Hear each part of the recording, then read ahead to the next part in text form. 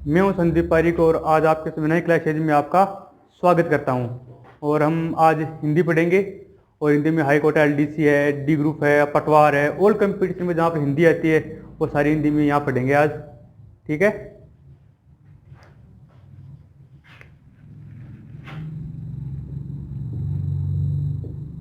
और हिंदी में क्या पढ़ रहे हैं हमें? व्याकरण।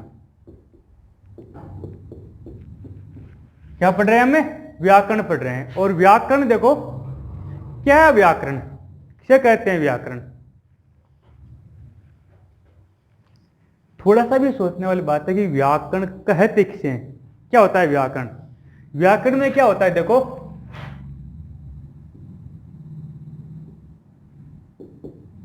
उच्चारण व लेखन का ज्ञान। मतलब है कि हमें किसी भी वर्ण का शब्द का उच्चारण कैसे करना है, लेखन कैसा करना है, यह ज्ञान हमें कहां होता है?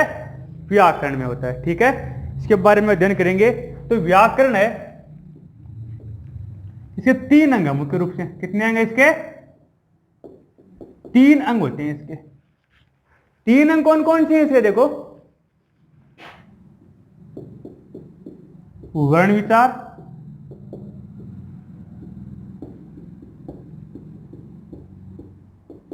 शब्द विचार, वाक्य विचार। ये देखो व्याकरण, पूरी व्याकरण इसी में समेटी हुई है। वर्ण, शब्द और वाक्य। वर्ण से क्या बनता है? शब्द। शब्दों से क्या बनता है? वाक्य। ठीक है। और वर्ण, शब्द और वाक्य, ये क्या है? व्याकरण के मुख्य रूप से क्या है? 3 अंग हैं। अब देखो, हमने कई एग्जाम दिए, जब छोटा मोटा कई एग्जाम दिया, आपने देखा भी होगा। इससे छोटा सा एक प्रश्न पूछ सकते हैं। देखो, भाषा की सबसे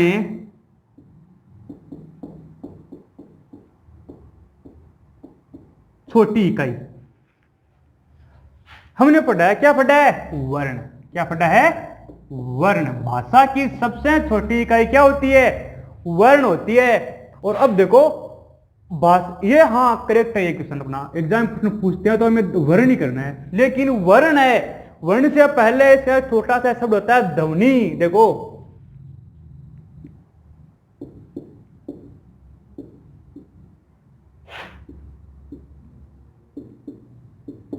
मौखिक भाषा की सबसे छोटी इकाई।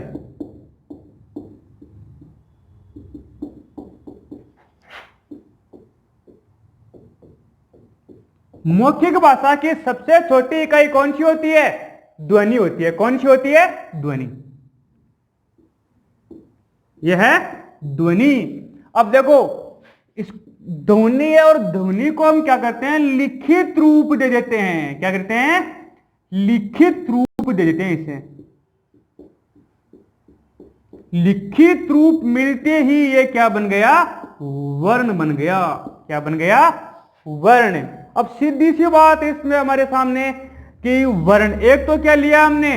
वर्ण। और एक क्या ले लिया हमने? ध्वनि। वर्ण का संबंध किससे है? लिखन से, लिखित। और ध्वनि का संबंध किससे है? मौखिक।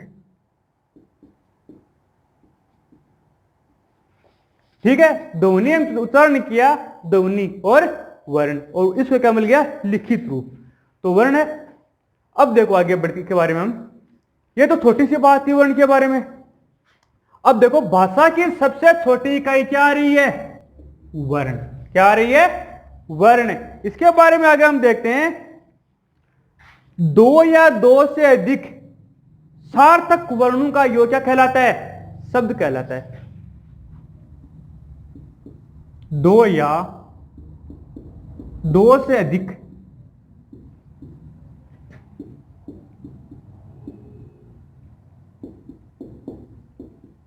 सार्थक वर्णों का योग क्या कहलाता है?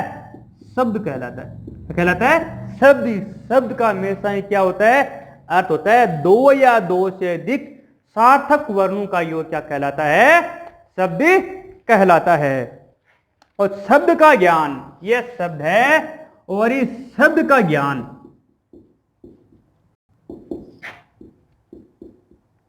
ये क्या कहलाता है? शब्द विचार। क्या कहलाता है? शब्द विचार कहलाता है। समझ में आई इतनी बात? अब देखो, अर्थ के आधार पर हम देखते हैं, अर्थ के आधार पर भाषा की सबसे छोटी इकाई कौन देखते हैं? अर्थ के आधार पर भाषा की सबसे छोटी इकाई।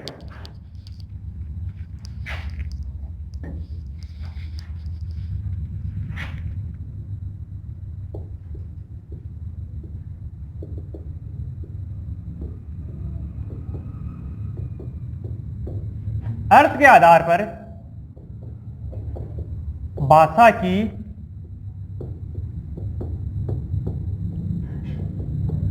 सबसे छोटी इकाई क्या कहलाती है? शब्द कहलाती है।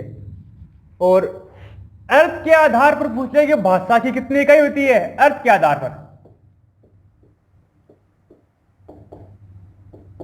अर्थ के आधार पर भाषा की दो इकाई होती है। कितनी होती है?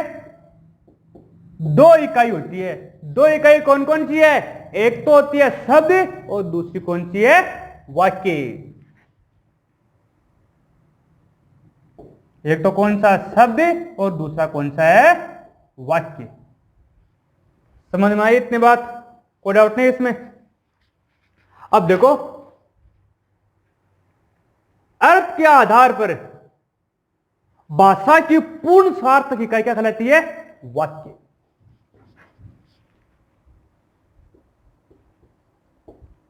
अर्थ के आधार पर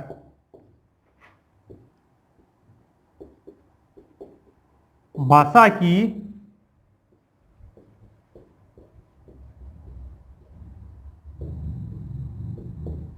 पूर्ण सार्थक इकाई, अर्थ के आधार पर भाषा की पूर्ण सार्थक इकाई क्या कहलाती है? वाक्य कहलाती है। इतनी बात समझ में आई होगी आपके? अब देखो, हमें शब्द के बारे में अध्ययन करते हैं आगे और शब्द विचार के बारे में। एक बार इसका स्क्रीनशॉट लो आप। स्क्रीनशॉट तो आपने ले लिया होगा। अब देखो आगे शुरू करते हैं हम, ठीक है? हम क्या पढ़ रहे हैं देखो आगे हम।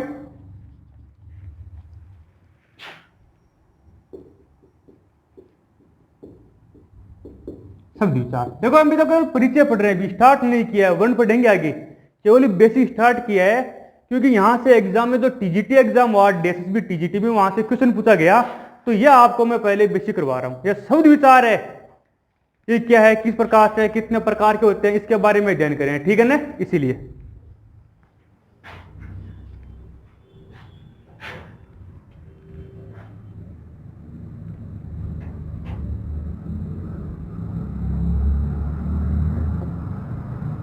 उत्पत्ति या स्रोत के आधार पर, स्रोत के आधार पर,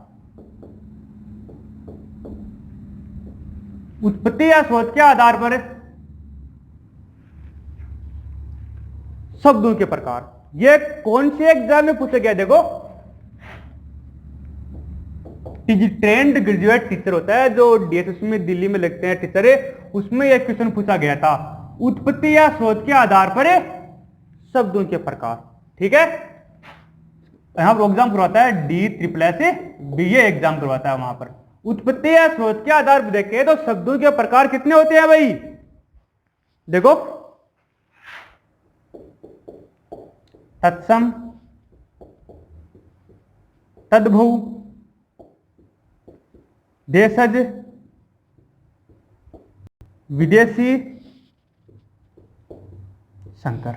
ये 5 प्रकार होते हैं। ये क्वेश्चन पूछा गया था एग्जाम में, और ऑप्शन क्या दिए गए थे वहां पर?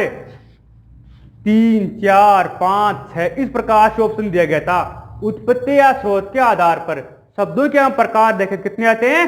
5, तत्सम, तद्भव, देशज, विदेशी और संकर। 1, 2, 3, 4 और 5। अगला हम 2 नंबर देख, 2 नंबर कौन सा था अपना? ये तो उत्पत्ति और स्रोत के आधार पर था। अगला कौन सा है? व्युत्पत्ति के आधार पर। व्युत्पत्ति के आधार पर। व्युत्पत्ति के आधार पर हम देखें तो कौन सा आएगा, देखो रूढ़, यौगिक, योग रूढ़, ये तीन प्रकार आएंगे व्युत्पत्ति, उत्पत्ति के आधार पर और व्युत्पत्ति के आधार पर, रूढ़, यौगिक और योग रूढ़। उसके बाद में हम आगे देखें तो कौन सा प्रकार आएगा अपना, अर्थ के आधार पर। कौन सा आएगा, अर्थ के आधार पर।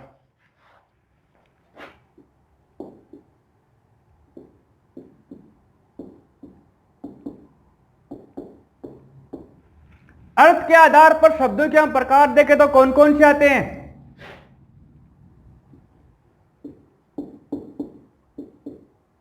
सार्थक और निरर्थक। सार्थक और निरर्थक, कोई हार्ड नहीं, एकदम इजी चीजें ये। अब इसमें कौन कौन से आते हैं भाई, सार्थक और निरर्थक शब्द ले रहे हैं इसमें, अर्थ के आधार पर है। सार्थक शब्द कौन से होते हैं, जिनका कोई क्या है, अर्थ निकलता हो, और निरर्थक कौन से होते हैं, जिनका कोई भी अर्थ नहीं निकलता हो। ये तो ले लिया हमने, कौन कौन से ले लिए, उत्पत्ति या शोध के आधार पर, व्युत्पत्ति के आधार पर और अर्थ के आधार पर। इसमें हम कौन कौन से शामिल करेंगे भाई,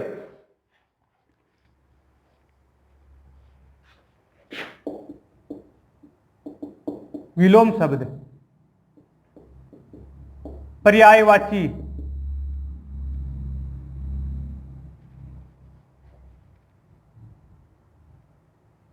मतलब एकार्थक,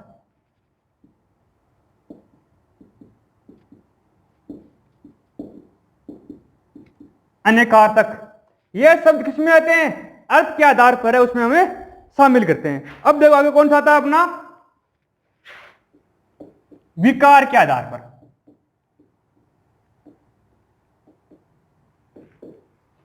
विकार के आधार पर क्या है, शब्दों के प्रकार। पहली बात तो है कि विकार किन क्या है, विकार किन बोला, परिवर्तन है। किन बोला है, परिवर्तन है। परिवर्तन किस आधार पर होता है, लिंग वचन काल व लिंग वचन काल व कारक के आधार पर परिवर्तन। लिंग वचन काल और कारक, इनके आधार पर परिवर्तन।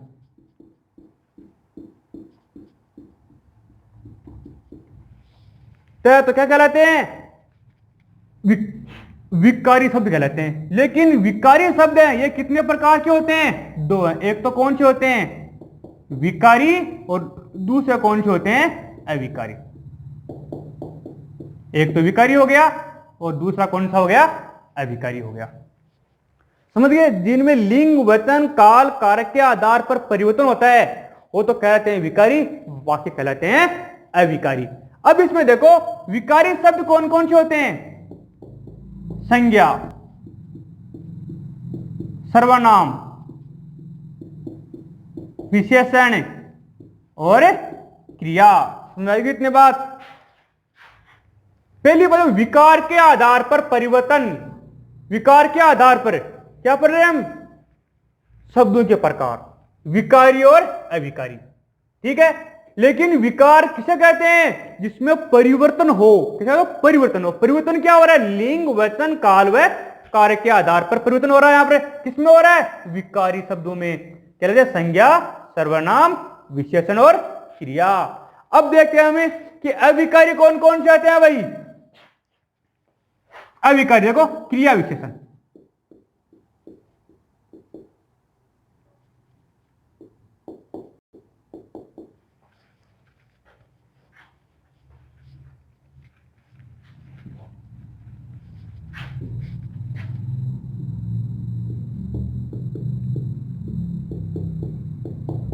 क्रिया विशेषण आएगा, प्रत्यय, उपसर्ग,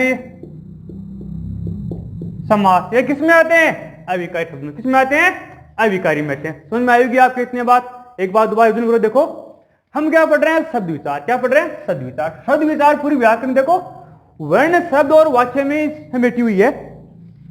इसमें देखो उत्पत्ति या स्रोत के आधार पर हम देखते हैं तो कितने प्रकार है? 5। तत्सम, तद्भव, देशज, विदेशी और संकर। या टीजीटी एग्जाम में दिल्ली सब बोर्ड एग्जाम करवाता है यहाँ पर टीजीटी, तो उसमें एक क्वेश्चन पूछा गया था उत्पत्ति या स्रोत के आधार पर शब्दों के प्रकार। तत्सम, तद्भव, देशज, विदेशी और संकर, ये 5 प्रकार बताए गए हैं। अब देखो व्युत्पत्ति के आधार पर रूढ़, यौगिक और योग रूढ़। अर्थ के आधार पर सार्थक और निर्थक। विकार के आधार पर 2 है, विकारी और अविकारी। ठीक है, आप इसका भी स्क्रीनशॉट ले लो।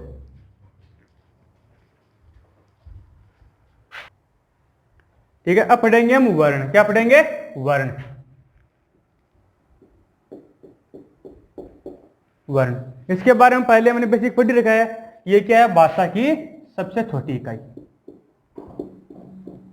भाषा की सबसे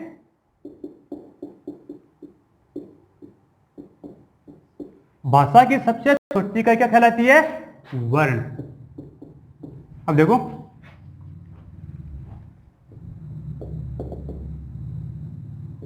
मानव के उच्चारण अवयवों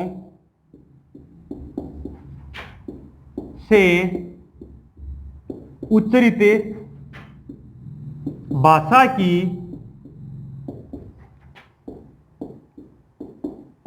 सबसे छोटी इकाई कहलावे ध्वनि। मानव के उच्चारण अवयवों से उच्चरित भाषा की सबसे छोटी इकाई क्या कहलाती है? ध्वनि।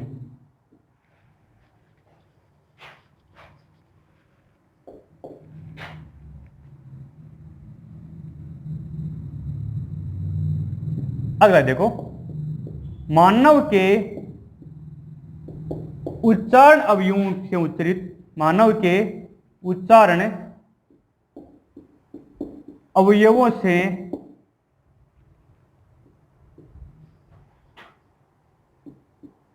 उच्चरित लिखित भाषा की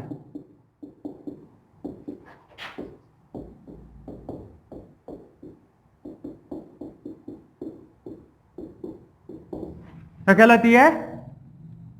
वर्ण।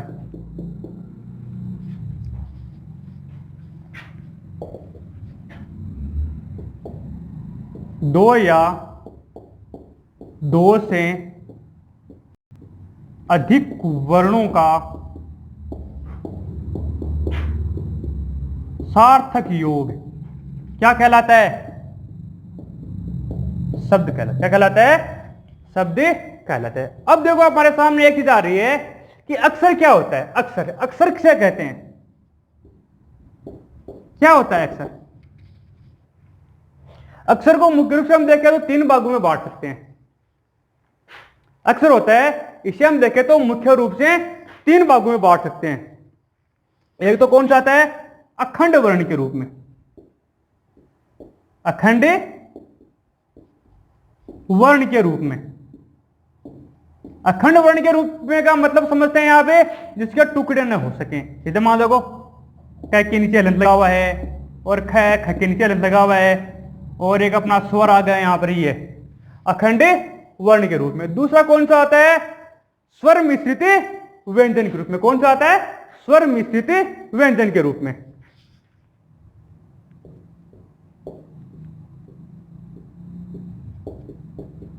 स्वर मिश्रित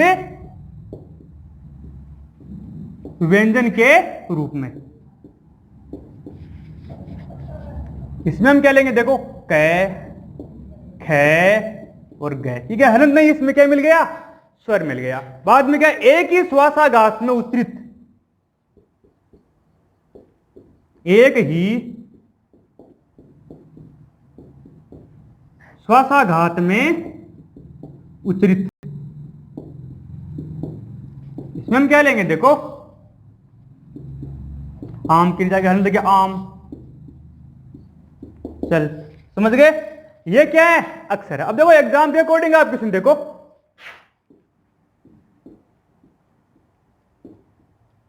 निम्न में से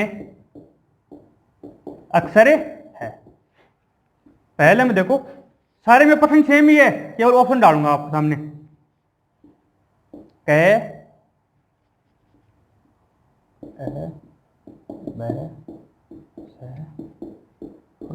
देखो में क ख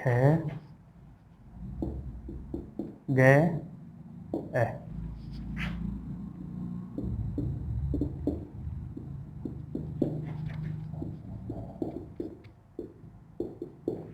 द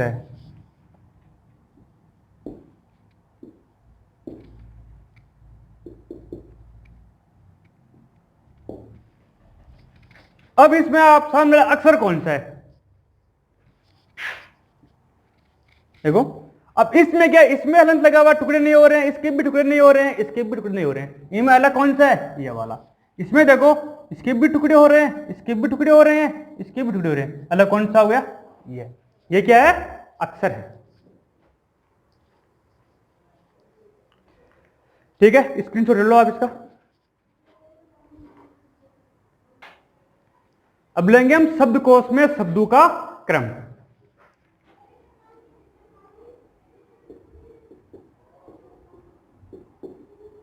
शब्दकोश में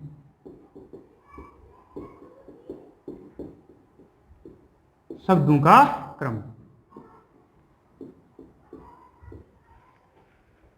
देखो ये ध्यान रखने के पहले में जो क्या है कि थोड़ी वर्णमाला है उसके बारे में लिखना पड़ेगा। देखो एक बार उसे यहां पे सर्वप्रथम कौन सा लेते हैं, देखो हमें क्या था, उसके बाद में कौन सा आता है? ये चंद्र बिंदु वाला, समझ गए? और उसके बाद में कौन सा आता है? दो बिंदु वाला, आगे विसर्ग वाला। उसके बाद में देखो ए आ ई बड़ी, ऊ बड़ा ऊ, री ए आई, ओ औ, ये है। ठीक है, अब देखो अब हम कह लेंगे जो क के बाद में हम कौन सा आएगा अपना? क्ष।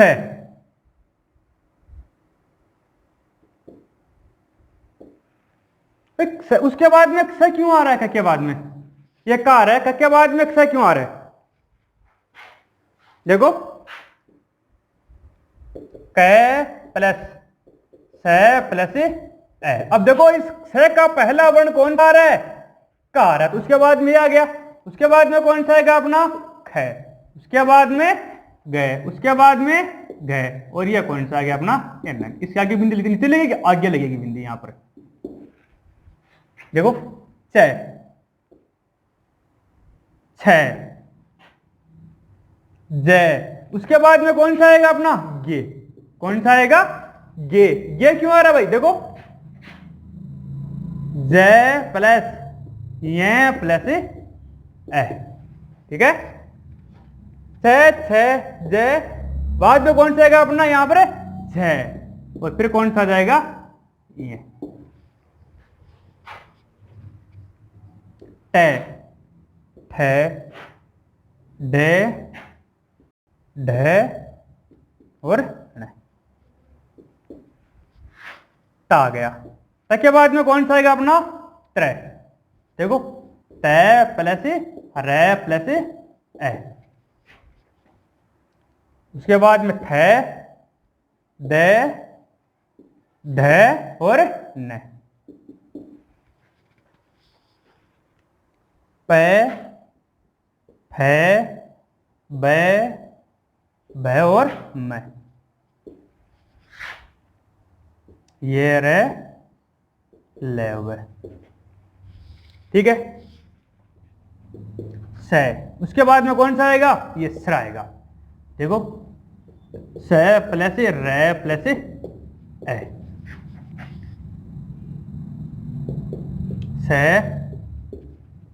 स और है, और बाकी अपना आ गया सारा। ये ध्यान में रखना है। देखो हमें शब्दकोश में क्या है, देखो शब्द ढूंढना है तो हमें ये क्रम रखना पड़ेगा। ये क्रम ये क्रम रहेगा तो आसानी से शब्द ढूंढ सकते हैं। और शब्द ढूंढने की दिक्कत नहीं आएगी, और शब्दों को सही क्रम में कई बार एग्जाम में क्वेश्चन पूछते हैं कि पहला कौन सा आएगा और बाद में कौन सा आएगा, तो उस क्वेश्चन में भी क्या हमारे यहाँ पर इसमें हेल्प होती है। तो इस तरह का हमको एक क्वेश्चन लेते हैं, देखो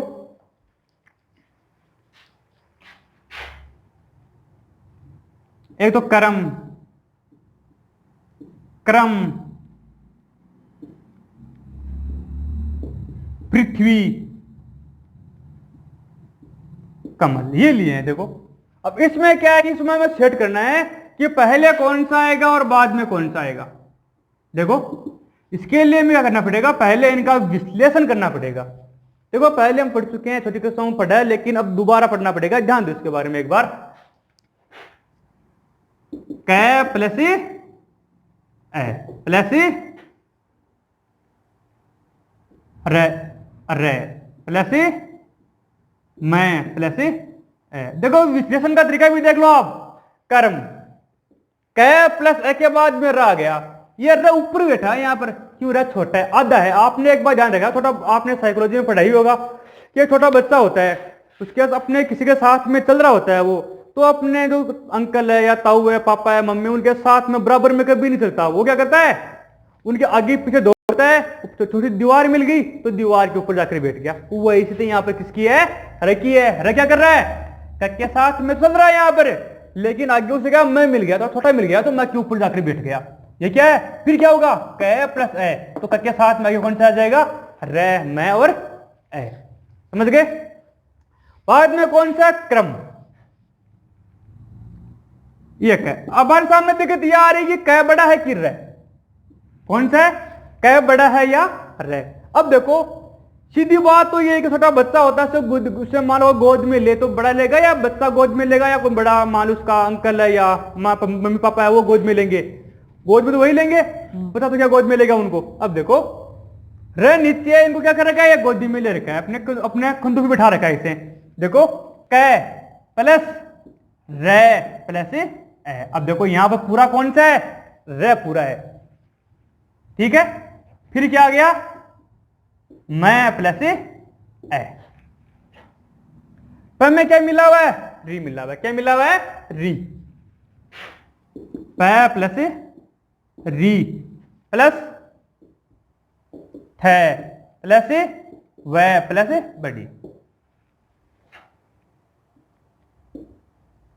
कै प्लस ए प्लस मैं प्लस ए प्लस ले प्लस ए। ये अब देखो इसमें हम क्या शब्द कोश में से ढंग से सेट करना है। इनको कैसे सेट करेंगे, देखते हैं कि पहला कौन सा आएगा इसमें क्रम के अनुसार। देखो इसमें भी सेम है, इसमें भी सेम है और इसमें भी सेम है, तीन सेम हो गया। इसको पृथ्वी को एक बार छोड़ दो आप, ठीक है। उसके बाद में देखो आप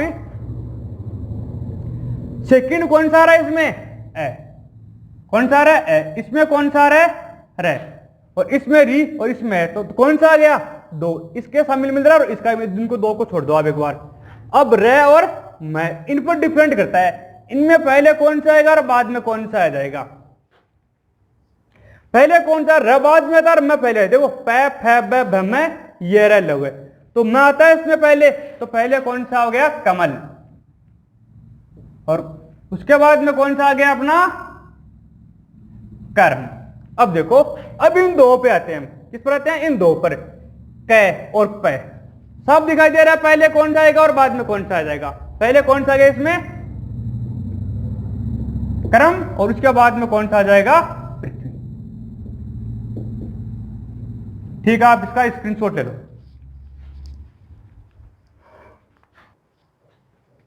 अब पढ़ेंगे हम स्वर और व्यंजनों के प्रकार एवं उत्पत्ति स्थल।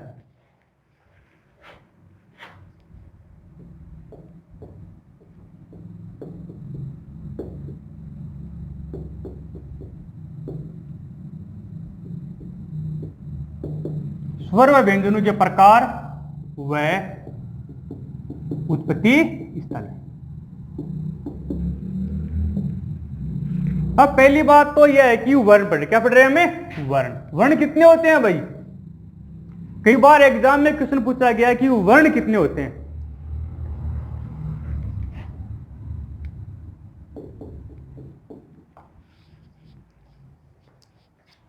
ये क्वेश्चन कई बार एग्जाम, वर्णों की संख्या कितने होते हैं, वर्ण वर्ण कितने होते हैं, 44। कितने होते हैं, 44। कितने होते हैं, 44 वर्ण होते हैं। 44 कौन कौन से, देखो 11 तो क्या हो गए इसमें, स्वर, और 33 क्या हो गए, व्यंजन। कोई डाउट नहीं है इसमें, हमारे पढ़ते भी आ रहे हैं बार बार। 11 स्वर और 33 व्यंजन। वर्ण कितने, 44। कई जगह हमने क्या पढ़ा है कि वर्णों की संख्या क्या पढ़ी हमने, 44। 52 भी पढ़ी हमने, क्या पढ़ी है, 52। 52 हमने वर्णों की संख्या किस आधार पर पढ़ी है भाई, देवनागरी लिपि में। किसमें पढ़ी हमने, देवनागरी लिपि।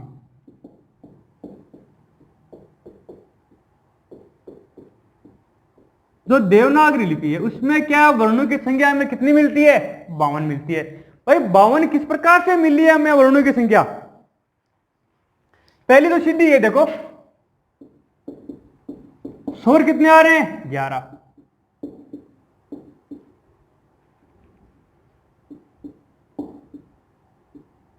व्यंजन कितने आ रहे हैं, 33। कितने हो गए, 44। ये तो दोनों के सेम में शामिल किए गए हैं। फिर नई चीज क्या आ रही है भाई इसमें, संयुक्ताक्षर। क्या आ रहे हैं, संयुक्ताक्षर। इनके बारे में लिखा है आपको मैंने, देखो स, त्र, गे और श्र। ये कितने, 4। कितने हो गए, 48। कितने हो गए, 48। अब क्या लेंगे हमें, उत्क्षिप्त व्यंजन है 2। उत्क्षिप्त व्यंजन 2।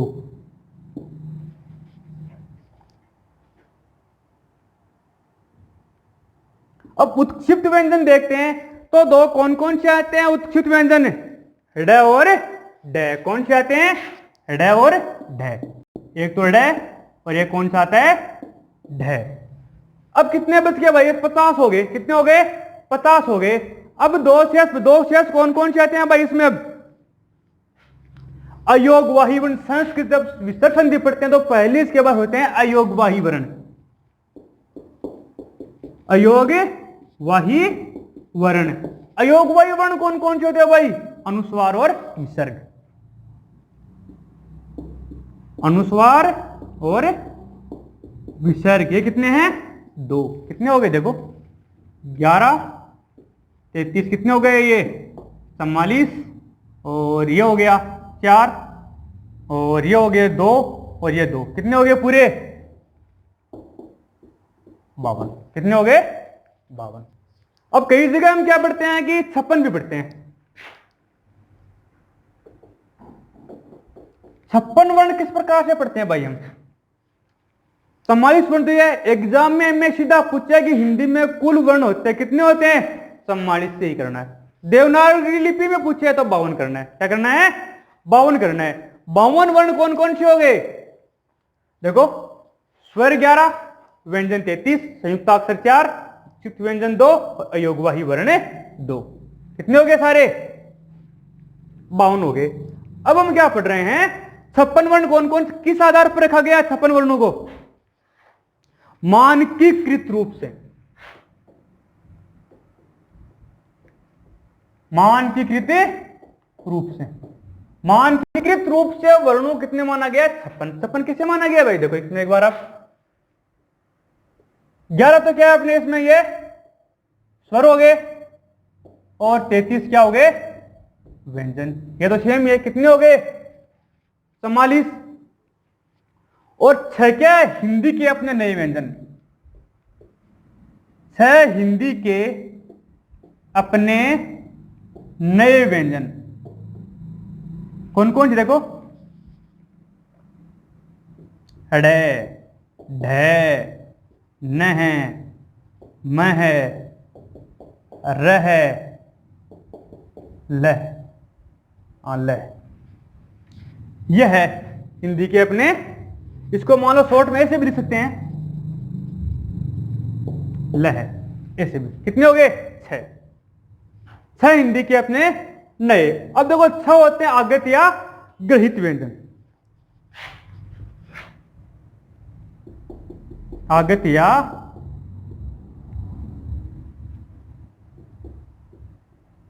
ग्रहित व्यंजन ये कौन कौन से देखो, क, ख, ग, ज, है और वह। ये अच्छा हो गए। देखो ये अच्छा है और ये अच्छा है, और बाकी 44 ये हो गए। कितने हो गए? 50, 50, 56। इन सबके देखो नीचे क्या लगा हुआ है? नुक्ता लगा हुआ है।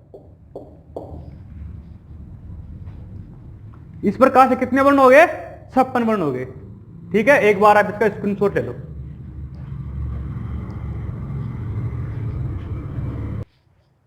अब पढ़ेंगे देखो हम स्वरों के बारे में। किसके बारे में पढ़ेंगे हम? स्वर के बारे में। क्या होते हैं भाई स्वर? पहली बात तो यह है कि इनके उच्चारण में उच्चारण अवयवों के द्वारा बाधा उत्पन्न नहीं होती है। उच्चारण में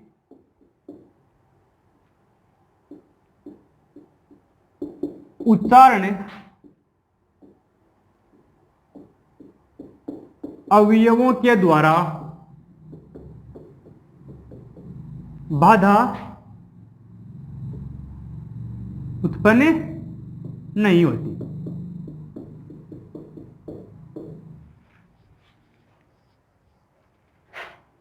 बाद में क्या है? स्वर स्वतंत्र होते हैं।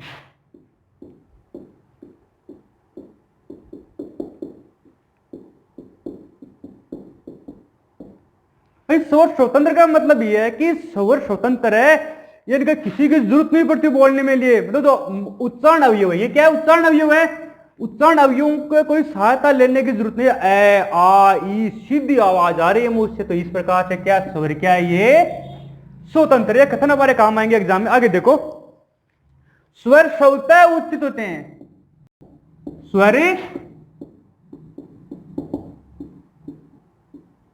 स्वतः उच्चित होते हैं। स्वर क्या है? स्वतः उच्चरित होते हैं। मतलब इनको उच्चारण है, उच्चारण में किसी की सहायता नहीं, अपने आप ही उच्चरित हो रहे हैं स्वर। इसके बाद आगे देखो आप, मूल रूप में हिंदी में कितने स्वर हैं? 11 स्वर हैं। मूल रूप में हिंदी में 11 स्वर है।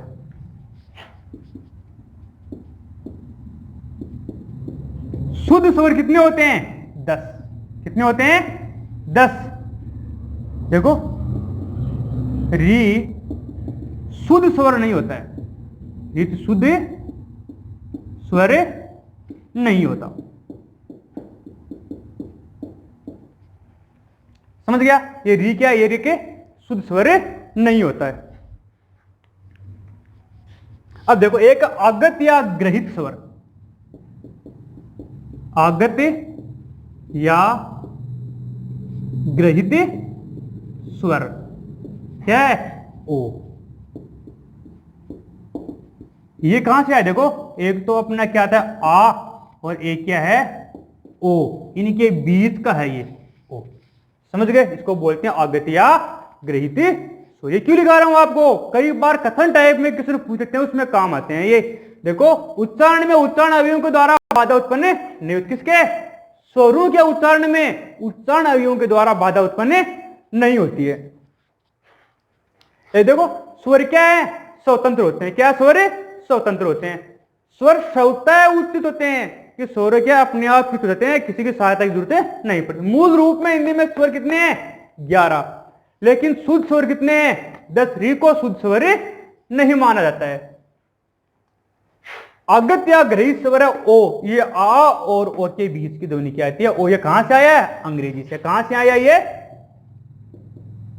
अंग्रेजी से। ठीक है, आप इसका स्क्रीनशॉट लो।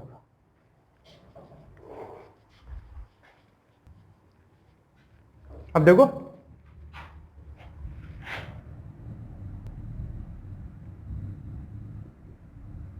मुखिया नासिका द्वारा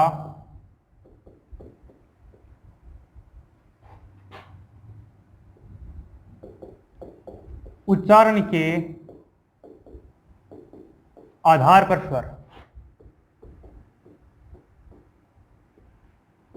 देखो, मुखिया नासिका द्वारा उच्चारण के आधार पर हम स्वर देखते हैं। एक तो कौन सा था अपना अनुनासिक स्वर,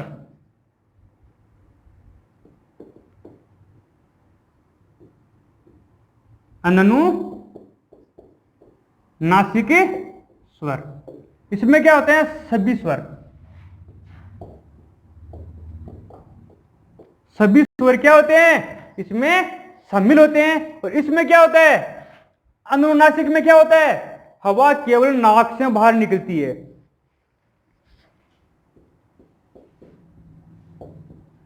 हवा केवल नाक से बाहर निकलती है।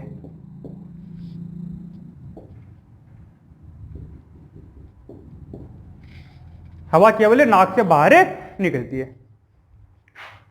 अब देखो, एक होता है अनुनासिक स्वर।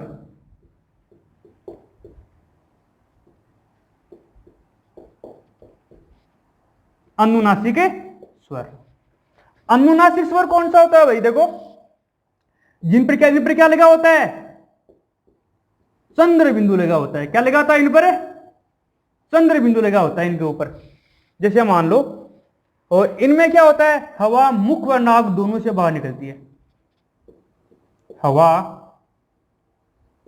मुख व नाक दोनों से बाहर निकलती है।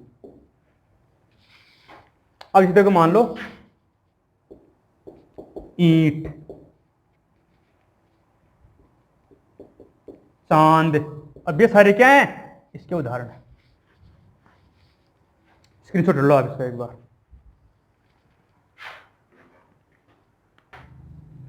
अब पढ़ेंगे, देखो हम, रचना या बनावट के आधार पर स्वरों का वर्गीकरण। 2 नंबर ना ये, रचना या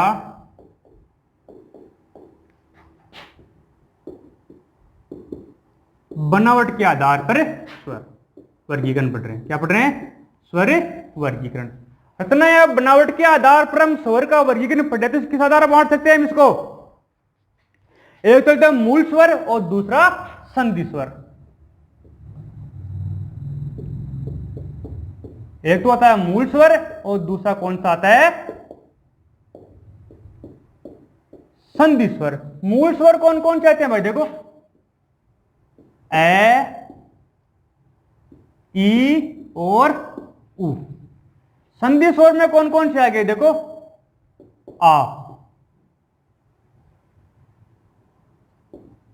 आ, बड़ी ई, बड़ा ऊ, ए, आई, ओ, औ।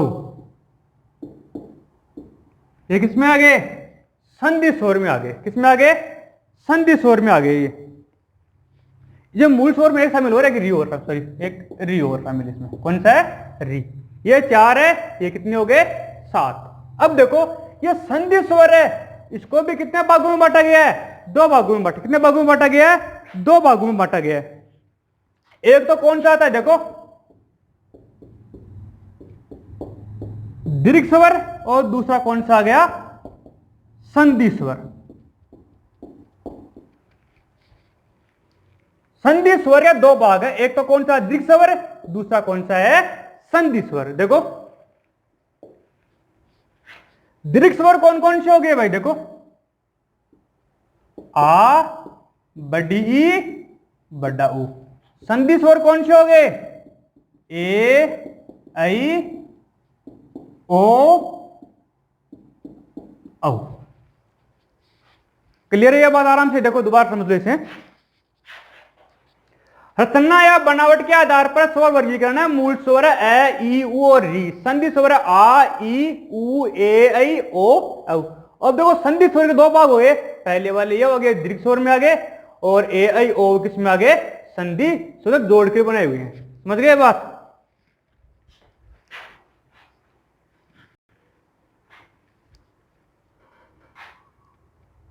अब देखो 3 नंबर हम कौन सा पढ़ रहे हैं, उच्चारण की अवधि या मात्रा काल के आधार पर। उच्चारण की अवधि या मात्रा काल के आधार पर। देखो उच्चारण की अवधि जानते हो कौन से में कम समय लगता है और कौन से में ज्यादा समय लगता है। तो यहां पर उच्चारण की अवधि है, मतलब ज्यादा कौन से में लगती है और कम कौन से में लगती है। एक तो कौन सा हो गया ह्रस्व, एक कौन सा हो गया दीर्घ। इसमें देखो बाब,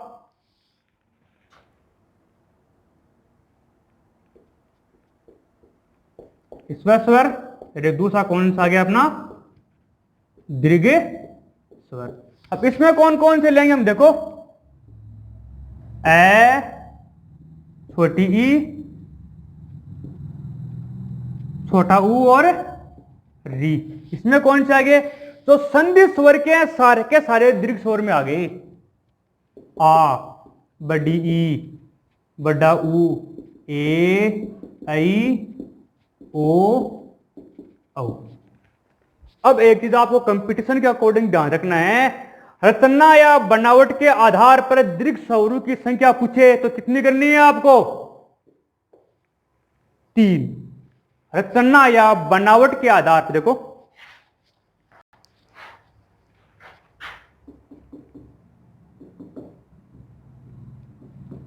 रचना या बनावट के आधार पर दीर्घ स्वर कितने होते हैं।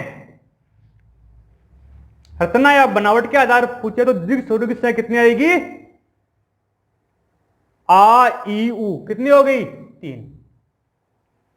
कितनी हो गई, 3। अब पूछ लिया कि उच्चारण की अवधि या मात्रा, इसमें देखो इसमें भी दीर्घ स्वर है और इसमें भी दीर्घ स्वर। उच्चारण की अवधि या मात्रा काल के आधार पूछे तो कितने हो गए, अवधि या मात्रा काल के आधार पर क्या पूछे, दीर्घ स्वर। कितने आएंगे, 7। कितने आ जाएंगे, 7।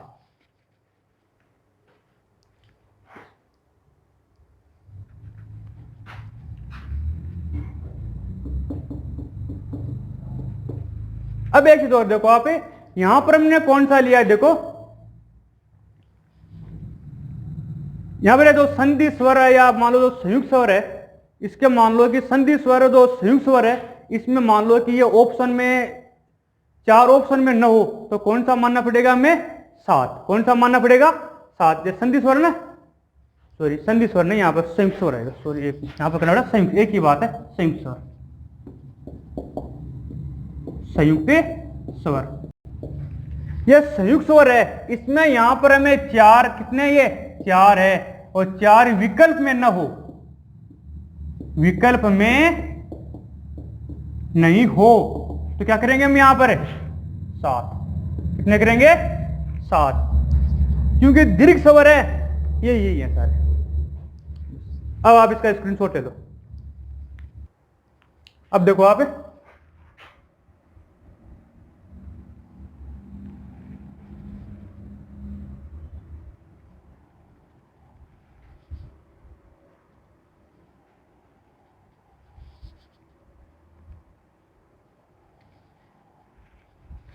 यह सारणी आपको याद रखनी है, ठीक है।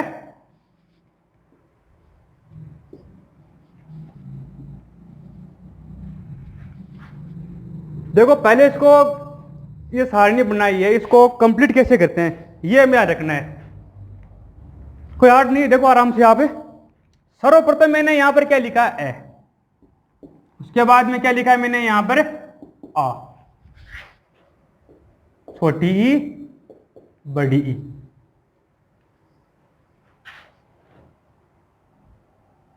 छोटा ऊ, बड़ा ऊ, ए, आई, ओ, औ, और अपना जो ओ है ना बीच वाला वो ये भी यहीं आता है, ठीक है। अंग्रेजी वाला। अब इसमें देखो, पहले हम क्या पढ़ेंगे, इसमें जिह्वा की क्रियाशीलता के आधार पर।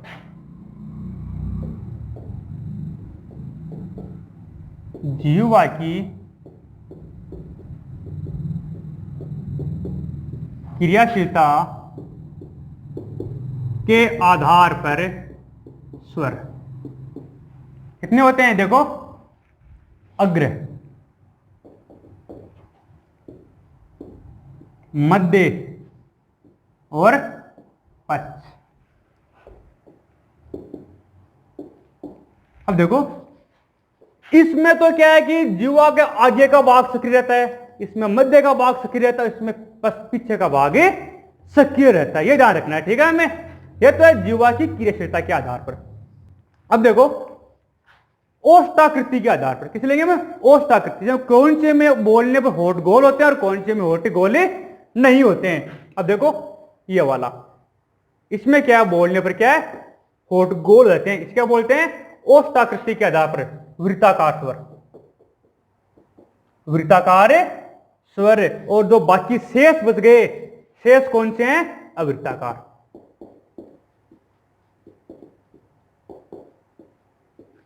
शेष कौन से हो गए, अवृत्ताकार, मतलब ओष्ठाकृति के आधार पर स्वर वर्गीकरण।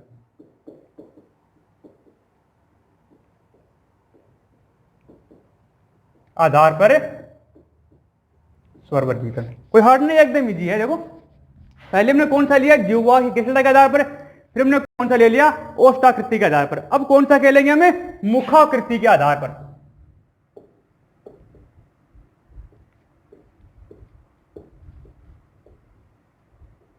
मतलब कौन सा वर्ड बोलने पर मुंह ज्यादा खुलता है और कौन सा बोलने पर मुंह कम खुलता है। देखो,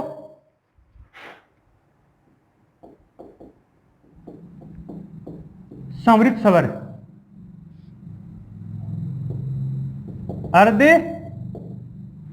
समृद्ध स्वर, अर्ध विवृत स्वर और विवृत स्वर। देखो, सर्वाधिक मुंह खुलता है इसमें,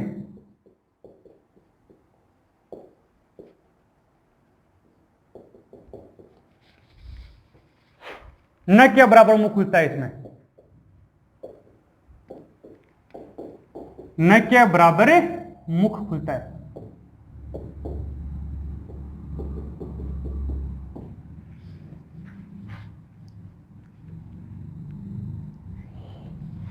समझ गया, सर्वाधिक मुख कौन से में खुलता है, आम में। कौन से में खुलता है, आम में। इसमें क्या है, मुख न के बराबर मुख खुलता है। सर्वाधिक जिह्वा ऊपर उठती है इसमें।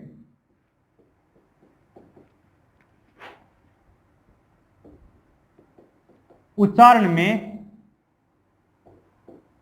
जिह्वा सर्वाधिक ऊपर उठती है। किसके उच्चारण में उठती है, ई के उच्चारण में। और न्यूनतम किसके उच्चारण में, आ के उच्चारण में न्यूनतम जिह्वा ऊपर उठती है।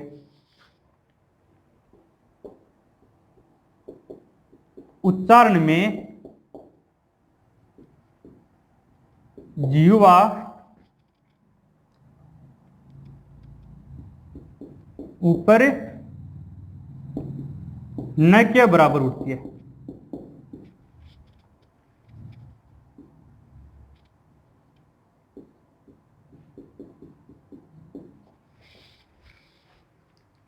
समझ में आई आपके ये बात, दोबारा देख लो एक बार आप।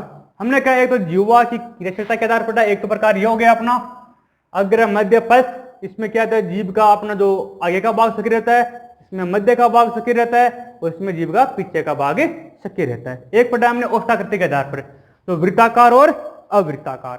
वृत्ताकार कौन से हैं, ये ऊ, ये क्या है, वृत्ताकार स्वर। बोलने पर होठ क्या है, गोल होते हैं और बाकी में क्या है, होठ गोल नहीं होते हैं, सिर्फ अवृत्ताकार हो गए। एक पढ़ा हमने मुखाकृति के आधार पर, समृद्ध स्वर, अर्धसमृद्ध, अर्धविवृत स्वर और विवृत स्वर। समृद्ध स्वर के उच्चारण में क्या है कि मुख न के बराबर खुलता है और विवृत स्वर में मुख सर्वाधिक खुलता है। समृद्ध स्वर में जिह्वा सर्वाधिक ऊपर उठती है और विवृत स्वर में जिह्वा न के बराबर ऊपर उठती है। ठीक है, अब एक बार इसका स्क्रीनशॉट ले लो। आज की क्लास को हम यही विराम देते हैं और अब मिलते हैं हमें नेक्स्ट क्लास में। तब तक आप अपनी पढ़ाई जारी